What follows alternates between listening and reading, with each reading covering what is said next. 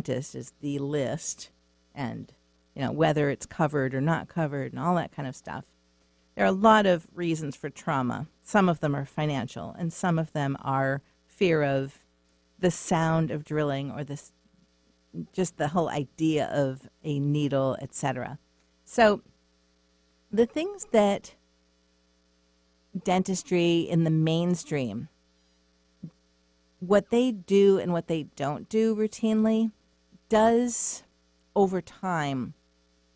over time lead to very specific kinds of problems. I'll just give you a quick for instance, and then I'll go into some history and background. So a quick example would be orthodontics that was done by removing 4 teeth and then retracting and contracting the arches. Now, some of the, it may look nice from the front, and that is usually the top goal, is how do the teeth look from the front. But they're not looking at your profile, they're not looking at your lip support, and they're not looking at your jaw alignment or your muscle balance. All of those things that aren't, or tongue space, that's a huge one, because apnea and airway resistance and snoring are really epidemic at this point, I would say. And inadequate tongue space, I know the mainstream does not agree with this. Maybe some people that are mainstream think this idea has merit, but the official stance of mainstream self-proclaimed setters of standards of care don't agree that insufficient tongue space could possibly cause your tongue to sit further back toward your throat than would be ideal for your airway. Now, all of those things that get overlooked, missed, or not looked for during the first orthodontic treatment that you have,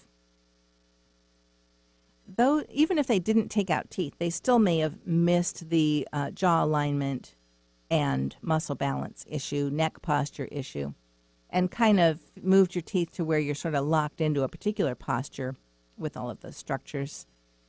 And that, in some people, can lead to problems 10, 20, and 30 years later. Specific kinds of problems, like damage to the teeth from clenching, or damage to the teeth from just normal chewing wear and tear that should have been normal but is actually excessive because tooth position is not aligned with how your muscles function best during chewing, and the teeth aren't in a harmonious position. So there are a lot of reasons why people break cusps off of teeth. One of them is the kind of fillings that were put in the teeth, like the big mercury fillings, which expand and contract at a different rate than normal tooth structure, so they create little microfractures down below.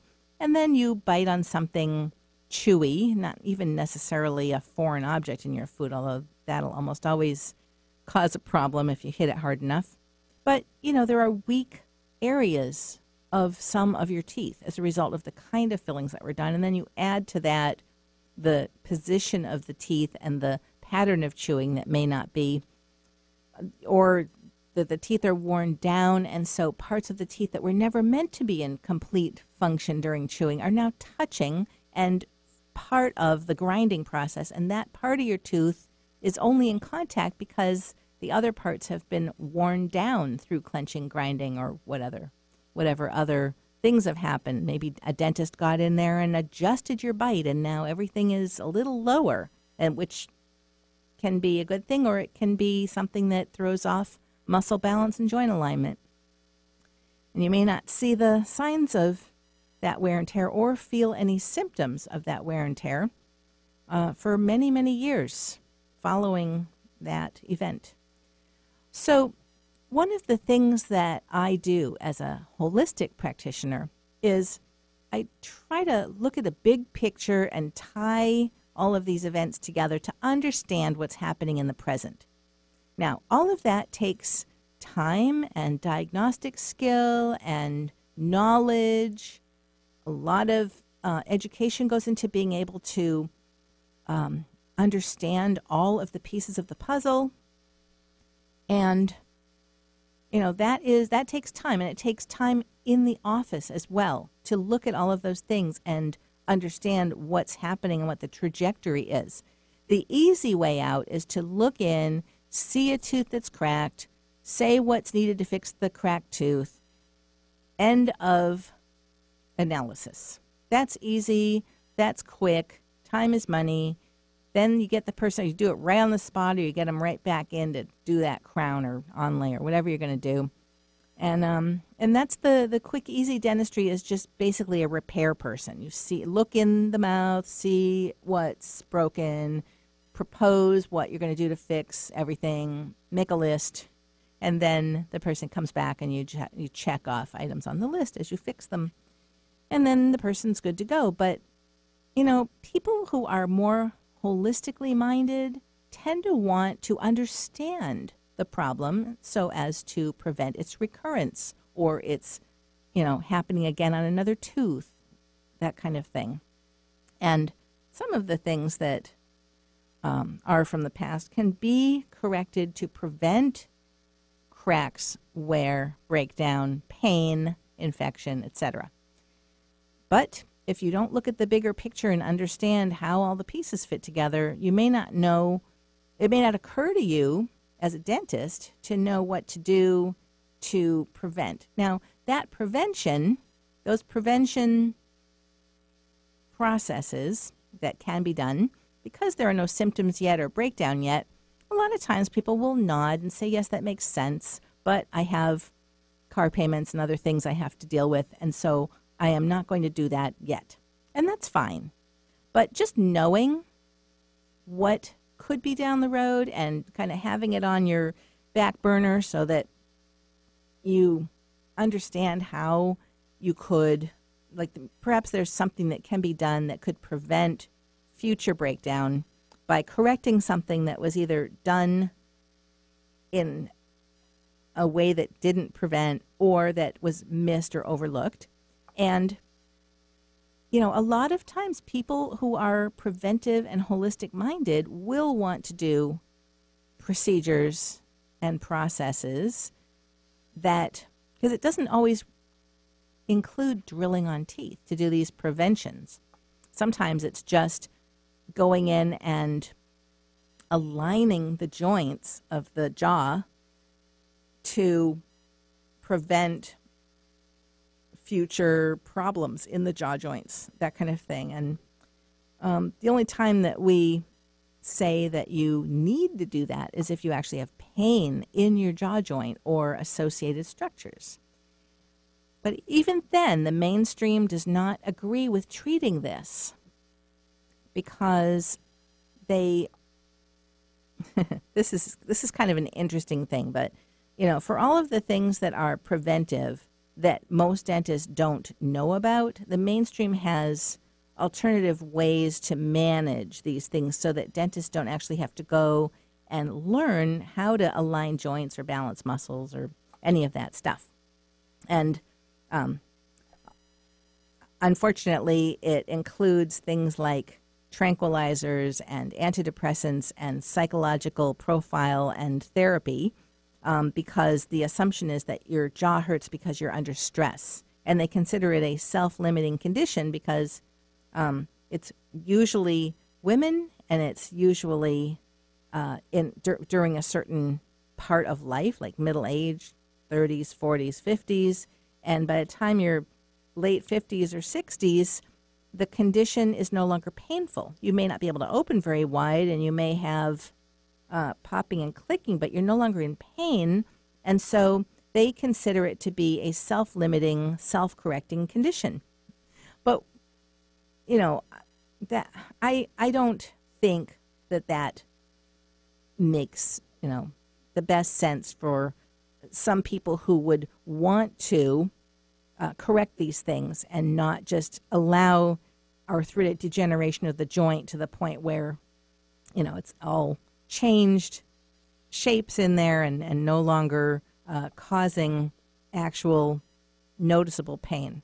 So it's up to the patient if they want to do preventive things or if they want to just wait it out or try other strategies like lots of pain meds at night or in the morning or whatever, antidepressants and counseling for your stress. That the idea that stress is the main cause of clenching and grinding is still the mainstream concept, but I think that has been kind of there are other ideas that, for me, make more sense for a lot of cases. I'm not saying that's never the case, but that's not always the case. All right. You are listening to Dental MD. I am Dr. Jessica Sapoff, and if you have questions about any of the things that I'm talking about today or you want to come in for an exam, treatment, second opinion, anything, give us a call, 425-427-8899, and you can also reach the front desk, appointments@naturaldentist.com. You are listening to Dental MD. I'll be right back after this break.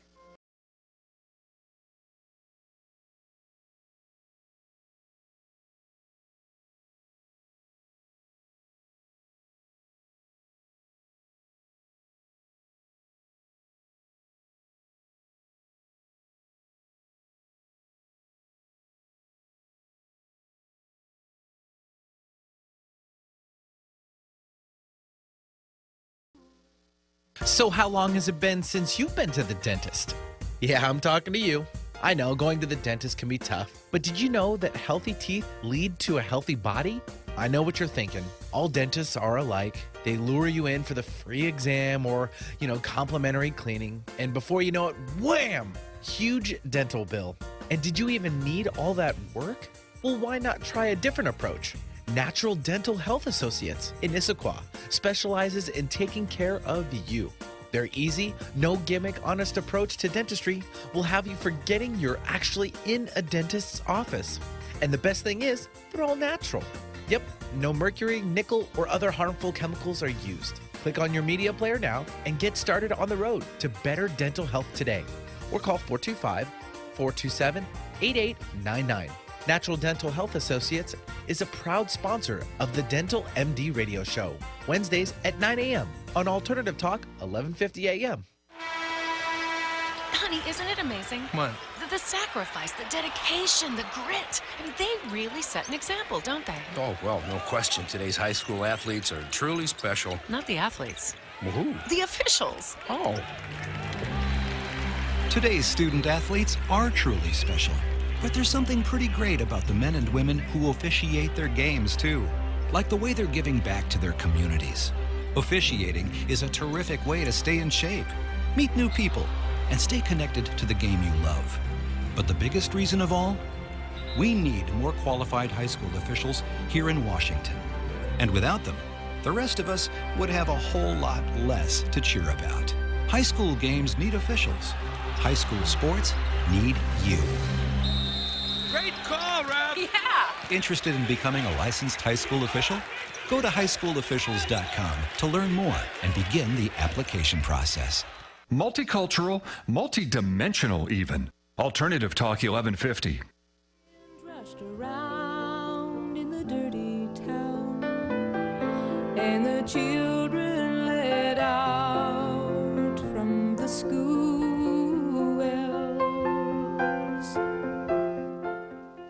Welcome back. You're listening to Dental MD. I'm Dr. Jessica Sapoff, and today I'm talking about tooth breakdown and some of the causes and the way that I approach looking at tooth breakdown to see whether there are underlying conditions that would lead to other teeth having the same issues rather than just fixing the tooth with the problem and then sending you out the door.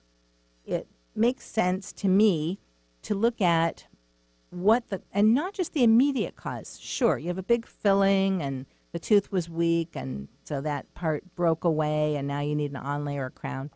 Well, but but that's the immediate cause, or the immediate cause was that popcorn you ate. Well, don't eat popcorn, or give somebody that you don't like the bottom third of the bag. It's a common joke in dentistry. But anyway, because of course, the hard kernels that fall to the bottom can break your teeth. But it's not the kernel. I mean, the kernel did in the immediate moment break your tooth, yes. But why was your tooth breakable? And not just the fact that there's a big metal filling in the tooth that undermined the cusps, left them weak, and then expanded and contracted and caused little microfractures underneath these little weak spots, and then boom, they just break away. Was it the popcorn kernel? Was it the filling? Or is it because you clench and grind your teeth and caused little cracks to get worse and worse and worse in the teeth, like even worse than they would have been as microfractures because of large metal fillings that expand and contract at a different rate than your tooth structure, causing little cracks and weaknesses. But even further, looking back even further, clenching and grinding that makes all of this worse. Why are you clenching and grinding? Well, is that should we just shrug and say, well, just some people clench and grind and it's just how it is? Or you're under stress, maybe you should, see a counselor, or maybe let's just stick this piece of plastic between your teeth so that you can go ahead and clench since it's what you're going to do anyway, but this way you won't make your teeth worse. But what is behind the clenching? There's even more to this story, and part of it has to do with jaw alignment and muscle posture, and especially airway, because airway issues are becoming an epidemic. Apnea, airway resistance syndrome, snoring, tonsils, allergies, edema, puffiness in general of the tissues, and then add to that tongue position that's a little bit too far back, causing a little constriction, elongated soft palate because of years of snoring. There's just so much to this, but why, okay, so when you're having an airway problem, which is so common, as I just said, and you're sleeping, your body is going to prioritize things, and it's going to say airway is the most important thing. Breathing when you're sleeping is going to take precedence over everything else. So in order to get your airway open, your body will automatically do a number of things. One of them is your jaw will move forward. Now, there are different theories as to what the mechanism is. How does your body get your jaw to move forward when you're asleep? But we'll just leave that aside for the moment, and we'll say there's an emergency mechanism that brings your jaw forward. That opens the airway because it pulls your tongue forward along with it. However, then your jaw is forward. You can try this now. Move your chin forward a little bit and then touch your teeth gently together. Which teeth hit? It's going to be your front teeth. Where is most of the wear that you have on your teeth? The front teeth. In a lot of people, the front teeth are very thin and worn and chipping. That is a problem. It becomes an aesthetic problem, becomes a problem that shows when you smile. But sometimes people just clamp down and slam on their back teeth too in the process of moving the jaw to try to open that airway. If you slam, when your body is having an airway issue, to your system, your emergency system in your body, that's an emergency. So it activates the emergency system to open your airway, and that includes some adrenaline. Now, when you have adrenaline going, this is going to do a number of things. One is that if you do move your jaw and touch your teeth together, you're going to hit them hard.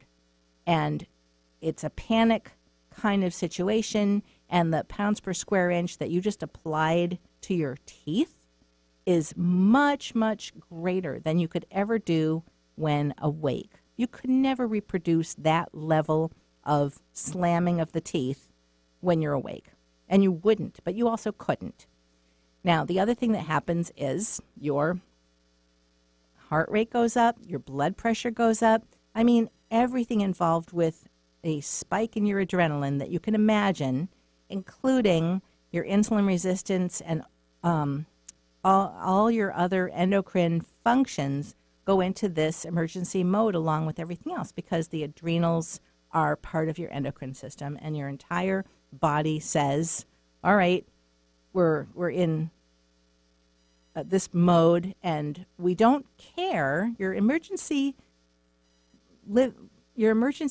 stay alive system of your body doesn't care what damage is done during the emergency, as long as it gets your airway open. If it gets you to turn over, if it gets you to wake up, whatever it does, and it's going to do this. And your teeth are not the most important thing to your body in that moment. Your airway is. And so everything else just gets, this extreme action. And there's a lot of damage that takes place. But the airway is the most important thing, and so your body disregards the rest of it. And having your blood pressure spike during this is not a once a night thing. This is a several times an hour thing. And in adults, if this happens less than 15 times an hour, you're considered mild. And this is a lot of times to have your blood pressure spike, especially if you have high blood pressure already or any other kind of coronary artery disease or heart disease. And there are lots of other ailments that can be made worse by this as well. Pretty near everything, actually. So airway is very important. So I recommend that people deal with the airway. And I know it doesn't seem natural to have to wear an appliance or wear a CPAP, but we really don't understand yet what all of the causes are for sleep apnea. And until we do, and until we can find a natural way for the body to heal from this and not have the problem, hopefully, although the mainstream, I must add, feels that once you have been diagnosed with sleep apnea, that is a lifelong condition and you will never, ever, for the rest of your life, be able to sleep without some kind of assistance device, such as a CPAP or an oral appliance. I don't like to, believe that our bodies can't heal things. I really do believe in healing, but for purposes of this conversation, the mainstream medical establishment has declared that sleep apnea is a chronic lifelong condition that cannot be cured. It's incurable according to mainstream. So we'll just leave it at that for now, because any other statements about it are considered quackery, basically. Unfortunately, that's the implication, is that if anybody says otherwise from what the mainstream medical establishment states, that is considered fraud and quackery. So for purposes of these discussions, but I'm not going to rule out discussions about healing and getting better, but I will say that if you have these issues, you should be having it treated, because this is a body emergency. And if you have sleep apnea, don't delay getting the devices necessary to make sure your airway stays open at night, because of all the other physical problems that will happen or get worse, if you already have them, if you don't treat it. So, setting aside the conversation about whether you're going to be using a CPAP forever or not is secondary. If you have apnea now, do get it treated with either a CPAP or an oral appliance made by a dentist to prop your airway open so that you breathe all night. And in children, this is an even bigger emergency, because when their oxygen levels are fluctuating, it is affecting their growth. And when their sleep cycles are disturbed by this breathing emergency, even if they don't wake all the way up, they're not getting their growth time and their dream time. All of us, anybody with any kind of apnea or airway issue, your stage 3, your N3 stage of sleep, and your REM sleep are being continually interrupted, and you can't repair your body or grow well or, have the nice, calm and smooth psychology that is possible when we have enough time for dreaming in our sleep.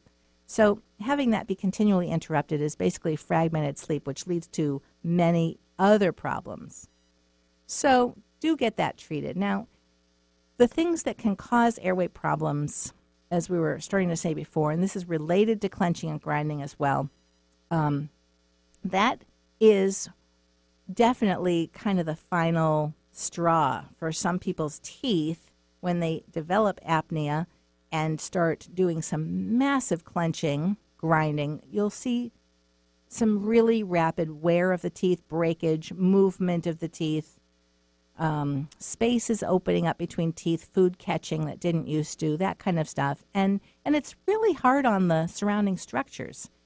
Gum disease, bone loss, these kinds of things are, if this isn't treated, you can end up with, and if you end up with bone loss and teeth shifting and moving and loose, and on top of everything else, you could be told that you have gum disease, which you technically do, because although those are all signs of gum disease, but you could be making this a lot worse by clenching and grinding in your sleep massively.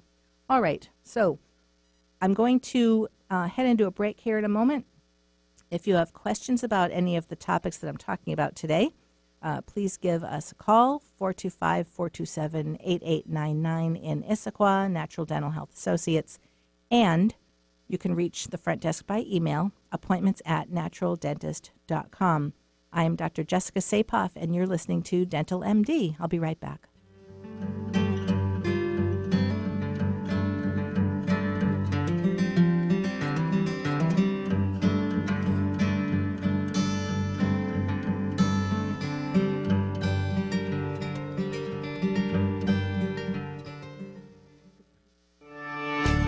I'm Dr. Anthony Lazowitz, and this is Climate Connections.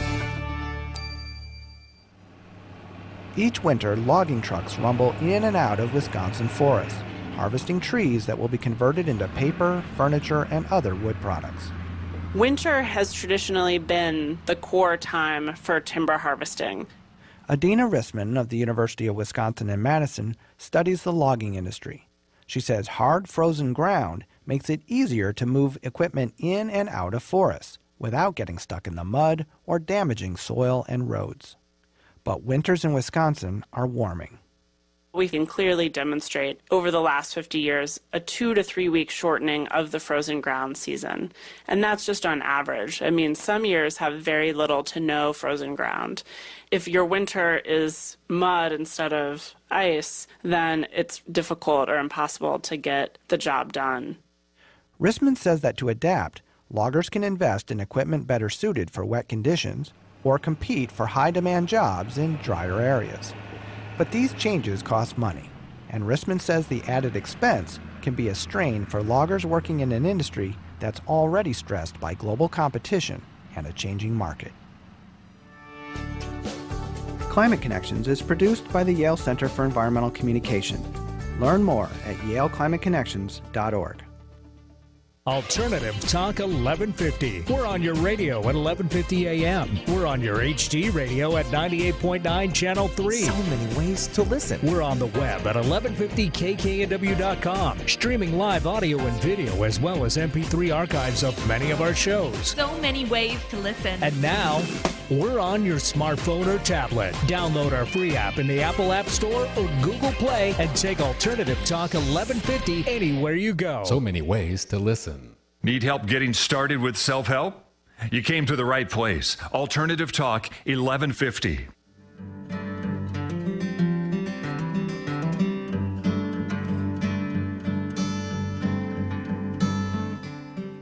Welcome back. You're listening to Dental MD. I'm Dr. Jessica Sapoff. And today I'm talking about the causes of tooth breakdown in terms of what was or was not done for you, for your teeth in the past. And now orthodontics that's done or that's missed, and we were talking about jaw alignment and muscle balance. A lot of times, orthodontic treatment is done for aesthetics, to make the front teeth, so they're not crowded anymore, so everything is straight, correct cross bites, all that kind of stuff. And the joint alignment, because children usually don't have symptoms of jaw joint problems, TMJ issues, it just sort of gets overlooked. If there's no pain or problem there, then that is sort of ignored and not considered prior to moving teeth. So expansion of the arches is sometimes done, but how that's done can make a difference to the end result and final result of the orthodontics. And, a lot of people have relapse of their orthodontic treatment. They have crowding that recurs because teeth remember where they were. But it's not just that the ligaments have a memory of where the tooth used to be. There are other factors, like if the muscle balance is not taken into consideration, then how the muscles are working will be a force factor that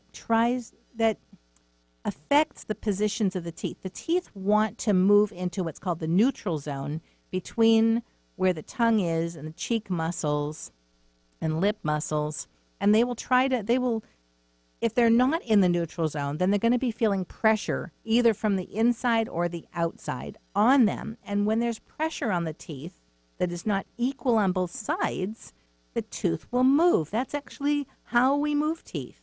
We deliberately put pressure on one side of the tooth and very gently, and the tooth accommodates. It shifts in the socket that it's sitting in, and then the ligaments and bone adjust themselves around the new position, and then apply pressure again and shift the tooth inside of its existing socket so that it's got some pressure on the root on one side, and then the ligaments and bone rearrange themselves to alleviate that pressure, and gradually the tooth moves through the bone, literally.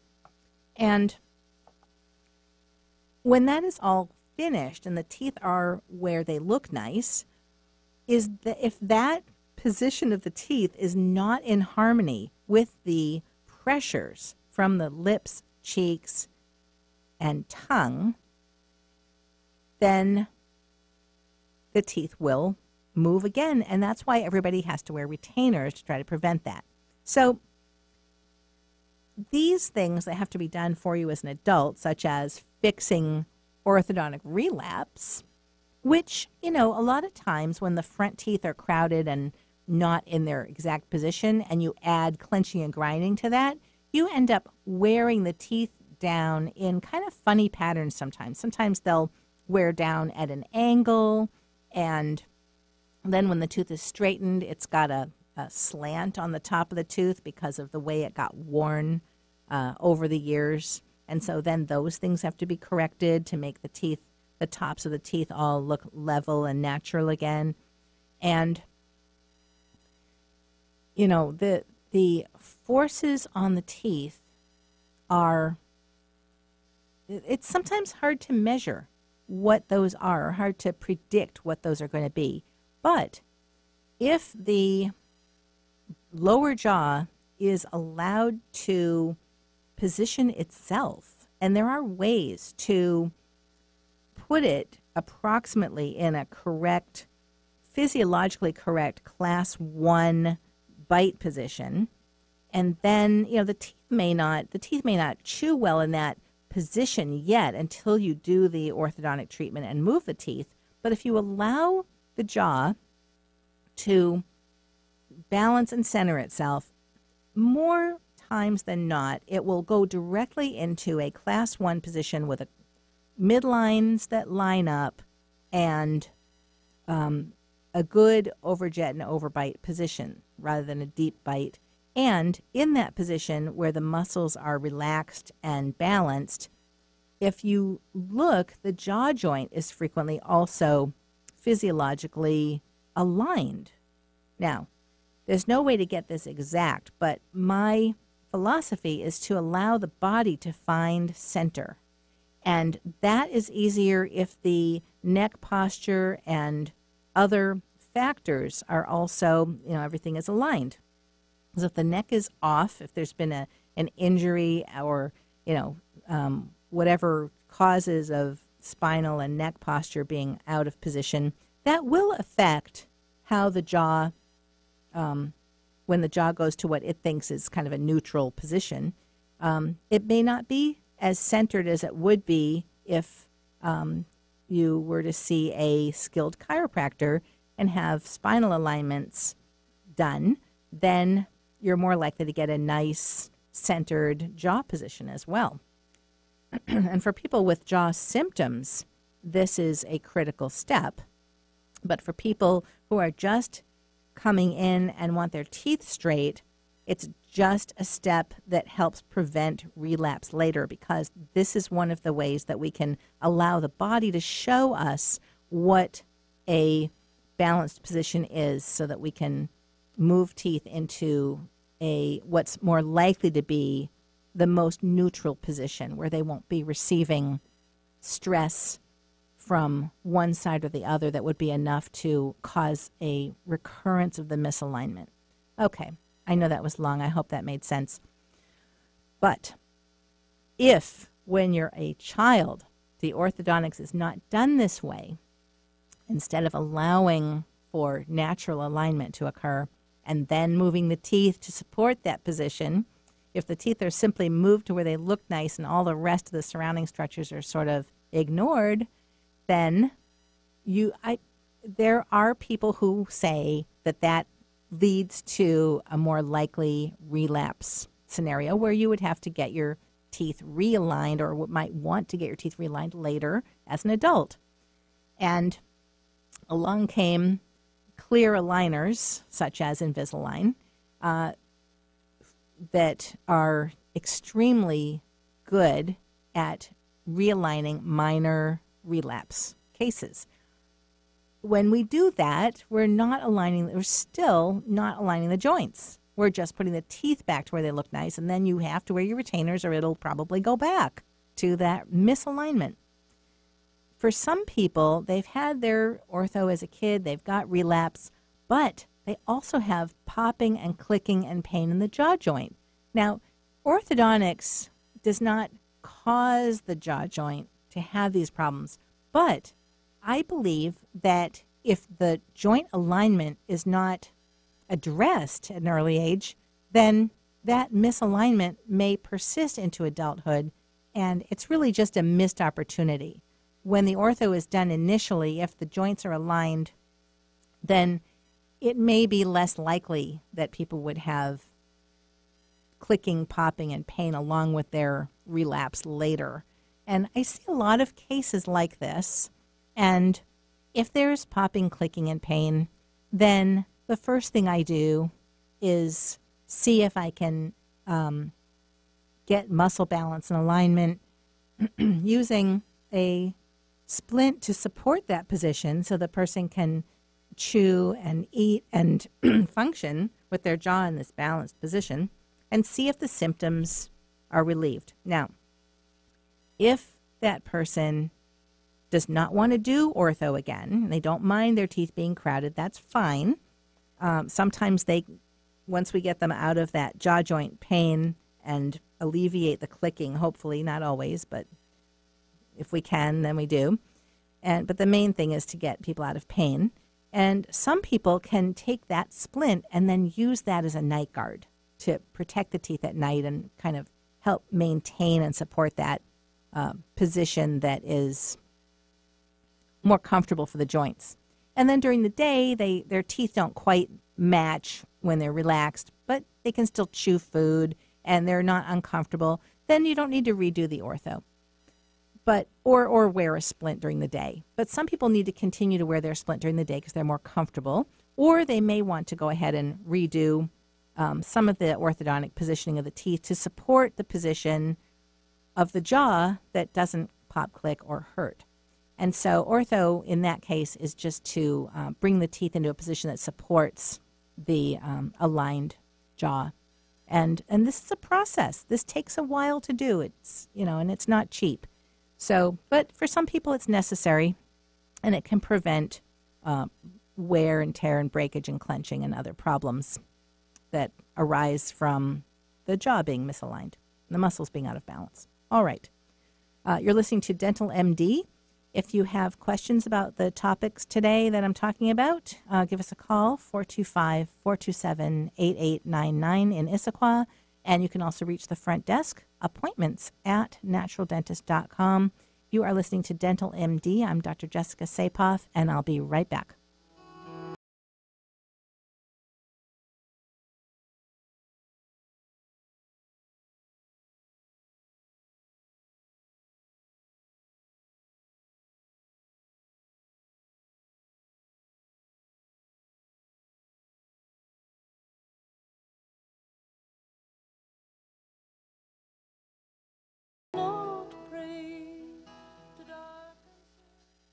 In Africa, 5-year-old Chiru has no choice.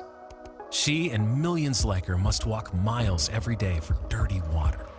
But together, we can end their walk by providing clean water close by. Instead of spending hours walking to get water that makes them sick, girls can be in a classroom that expands their minds, and moms will gain back time to care for their families. Sons and daughters can grow up strong, finally free of sicknesses caused by dirty water. At World Vision, care about clean water runs deep. Deep enough to reach one new person with clean water every 10 seconds. Because every child, every person, everywhere deserves clean water and the chance to rise to their full potential. It's true. When you just add water, you change a life. Learn more at worldvision.org. So how long has it been since you've been to the dentist? Yeah, I'm talking to you. I know going to the dentist can be tough, but did you know that healthy teeth lead to a healthy body? I know what you're thinking. All dentists are alike. They lure you in for the free exam or, complimentary cleaning. And before you know it, wham! Huge dental bill. And did you even need all that work? Well, why not try a different approach? Natural Dental Health Associates in Issaquah specializes in taking care of you.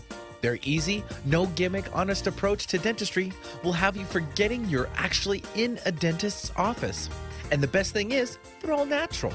Yep, no mercury, nickel, or other harmful chemicals are used. Click on your media player now and get started on the road to better dental health today. Or call 425-427-8899. Natural Dental Health Associates is a proud sponsor of the Dental MD radio show, Wednesdays at 9 a.m. on Alternative Talk, 1150 a.m. Exploring new territory every day. This is Alternative Talk, 1150.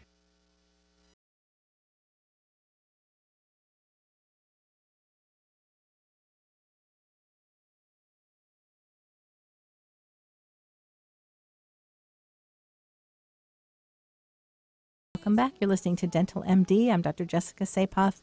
Today I'm talking about tooth breakdown and looking at the bigger picture of what the causes, things that may be causal to today's breakdown for you and your teeth, and how we might treat or retreat orthodontics, or just, a properly designed guard, if that's what's necessary, or sleep apnea treatment in order to make sure your airway doesn't close on you while you're sleeping and create a really, an emergency situation in your body to try to open up that airway. And you don't even have to have full out apnea. You can have something called airway resistance syndrome, which it doesn't even always have snoring involved, but frequently it does. The narrowed airway is sort of like breathing through a cocktail straw instead of a, bubble tea straw. And it does create a little bit of a, drop in your oxygen enough to set off this whole alarm system in your body, which is extremely traumatic for all the other tissues of your body, including your teeth and muscles and everything. So, and it creates a big cascade of endocrine problems, which can lead to weight gain. And so it's kind of a chicken and egg thing. The weight gain is definitely associated with apnea, although there are lots of thin people with apnea and airway resistance. Believe me, a lot of them. And a lot of those people aren't screened. They're not, because they're thin, so they're not thought of as being someone that could have apnea, but frequently they do. And this, it's kind of a chicken and egg thing because weight gain is associated with apnea, but apnea can also contribute to weight gain by throwing off your entire endocrine system, including your insulin resistance and other hormones associated with appetite, etc. So getting that checked and treated is very important for your overall health and for your dental health. But I want to get back to talking about what we do in my office for children when I see the beginnings of some of these problems. Do I wait until it's a problem, or do I go ahead and offer a treatment that may help prevent some of these issues? We don't know for sure, because if we prevent these things and that individual never develops certain problems, we don't actually know whether what we did prevented it or whether that person was just never going to have an airway issue or orthodontic relapse. There's just no way to know unless you do a huge kind of epidemiological survey and look at what treatments were done and not done, and then look at what the results are as adults. But it would have to be a very large number of people to get any kind of conclusions that made sense. But on a theoretical, hypothetical basis, we look at children's teeth and muscle balance and joint alignment, and we can see if things are out of position because the bite will be deep, or there will be an open bite, or there will be something called tongue splinting, it's called, where in order to swallow properly, the tongue goes into a position. It's called a tongue thrust sometimes, and it can be sideways toward the back teeth to support the opening between the upper and lower jaw during swallowing, and it can also force the tongue forward. And that pressure on the teeth can cause tooth movement, and so sometimes dentists, I don't know if they still do this, but I guess maybe, they put in a little appliance on kids that has little pointy things on it to try to train the tongue to stay back where it belongs. That makes a whole lot of sense, right? Not. So what I do in cases of, tongue splinting, we call it, where the tongue is put between the upper and lower arch to stabilize the lower jaw for swallowing, that is a sign that the swallow muscles function best when the jaw is in the position that the tongue is supporting it in, and that's probably also the best position for airway. It's, that's probably the physiologically or close to the physiologically correct position for that lower jaw. So what I will do in a child, it's actually quite a bit simpler in children to correct these things because they're still growing. And so besides expanding the arches to make them wide enough to accommodate, large enough and round enough to accommodate the new teeth that are going to be coming in, besides expansion, we can also put appliances in that allow chewing in that class 1 correct vertical midline aligned position, and we just have them chewing in that position on appliances while the 6-year molar and 12-year molar erupt into place And those, we don't have to move those big molars in the back because they're growing in right now. And so all we have to do is allow them to come in all the way in to the right position. And when the bottom molars meet the top molars and grow all the way in so that they chew in the back, then we don't need the positioning appliance anymore, because the back teeth have come in and stabilized the bite in a corrected midline, corrected vertical, class 1 occlusion. And so, and that position is the position that the jaw, by allowing the jaw to center itself, we can capture that in a bite registration and make the appliances coordinate with that, so that that's the position that the child is chewing, eating, breathing, functioning in while the teeth are growing in. And once the back teeth have stabilized things, and we just need to allow that process to happen naturally in a child. Sometimes it's like watching paint dry or grass grow. It can take a while, and you check them every month and make sure everything's, the appliance is still in good condition and still supporting the right position.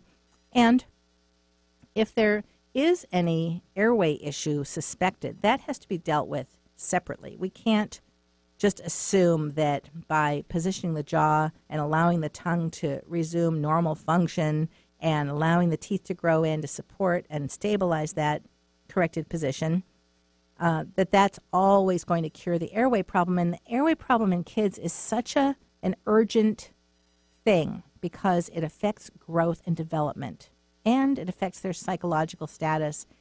A lot of cases of ADHD or hyperactivity are just misdiagnosed sleep apnea. Some of these kids just aren't sleeping well, and we don't know because they're not waking up all the way and letting us know that they aren't sleeping well, but they're just having their sleep interrupted over and over and over all night with the airway problems, and that will affect children's behavior.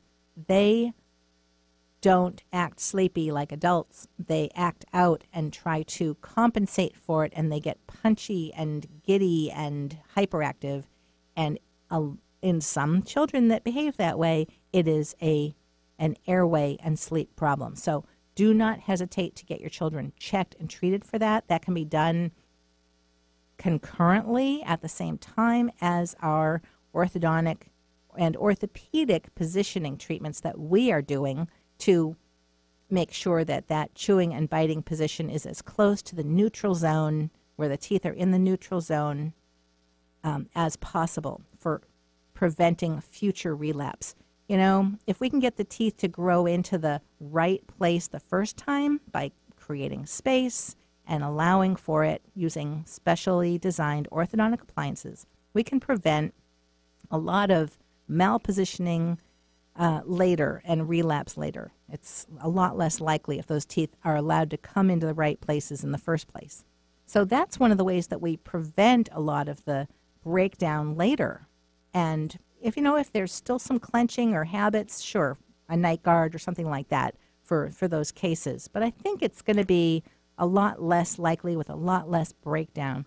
And then I don't have time to talk about fillings, but doing fillings in a way that doesn't undermine the strength of the teeth, and then avoiding popcorn, of course, too. So, or the hard kernels, I should say. All right. Well, you've been listening to Dental MD. Thank you very much for listening. I'm Dr. Jessica Sapoff. If you have any questions or you'd like to contact us for an appointment, please call 425-427-8899 in Issaquah and reach us by email, appointments@naturaldentist.com. This is Dental MD. I'm Dr. Jessica Sapoff. Thank you for listening. Over the rainbow, way up high, and the dreams that you dream of once in a lullaby.